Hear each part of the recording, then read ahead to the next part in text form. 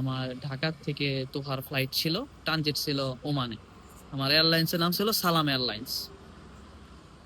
তো আমার flight number ছিল OV494। তো ঘটনা হয়েছে, আমি যখন এয়ারপোর্টে যাই, বাংলাদেশ এয়ারপোর্টে যাই, তো আমার হ্যান্ডব্যাগে 1 কেজি মাল বেশি হয়। আমি জানতাম না যে হ্যান্ডব্যাগে যে 5 কেজি দেওয়া আছে, এটা জানতাম না। আমি সবসময় জানি যে 7 কেজি দেওয়া আছে। তো যাওয়ার পরে তো আমাকে বোর্ডিং কার্ড দিচ্ছে না, যে 1 কেজি মাল কমাই নিয়ে আসেন। পরে আমি বললাম যে ভাইয়া, একটা প্যান্টের ওজন আছে 1 কেজি প্রায়, আমি প্যান্টের উপর তার একটা প্যান্ট পরতে পারবো, কিংবা আমি ফালাই দিতে পারবো, সমস্যা নাই। আপনি আমার সাথে 1 কেজির জন্য আমারে করেন না, আমার বোর্ডিংটা দিয়ে দেন। পরে যাই হোক, এক পর্যায়ে দিচ্ছে না, যে দিচ্ছেই না। তারপর এই যে হচ্ছে আমার টিকিট, এই যে ফ্লাইট নাম্বার সহ আমার টিকিট, ঠিক আছে।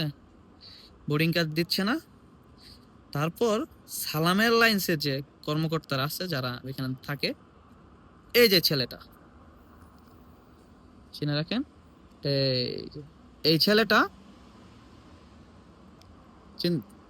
স্পষ্ট দেখা যাচ্ছে সম্ভবত। তো এই ছেলেটা আমার বললো যে ভাই, 2000 টাকা দেন, আপনার আমি বোর্ডিং নিয়ে দিচ্ছি। তো টাইম নাই, বোর্ডিং এর সময় চলে যাচ্ছে। পরে আমি বাধ্য হয়ে, তখন আসলে দেশের বাইরে যাওয়ার সময় তার কেউ বাংলা টাকা নিয়ে যায় না, আমি আমার ফ্যামিলিতে ফোন দিলাম বাসায় থেকে। আমি 2000 টাকা আমার বিকাশে আইনা আমি এই ছেলের বিকাশে আমি পাঠাইছি, ঠিক আছে। এই ছেলের বিকাশ নাম্বারটা হচ্ছে এই যে এটা,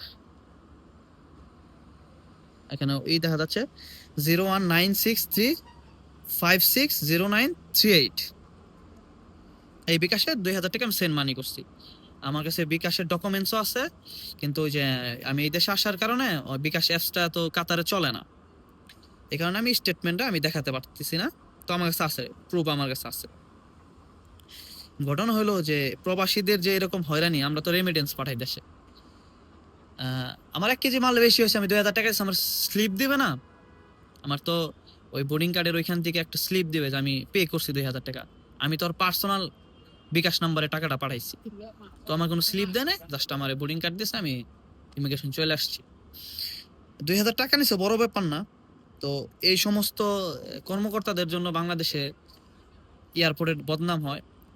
আমি আমার লাইফে প্রায় 17টা দেশ ট্রাভেল করছি। তো এইবারই প্রথম আমি যখন এয়ারপোর্টে যাই, আমার একটা জিনিস দেখে খুব ভালো লাগছে।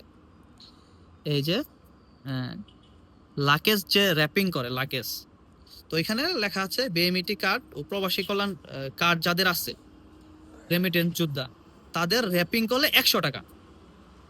কিন্তু আমি আমার কার্ড দেখানোর পরেও, বিএমইটি কার্ড দেখানোর পরেও আমার কাছে 350 টাকা রাখছে।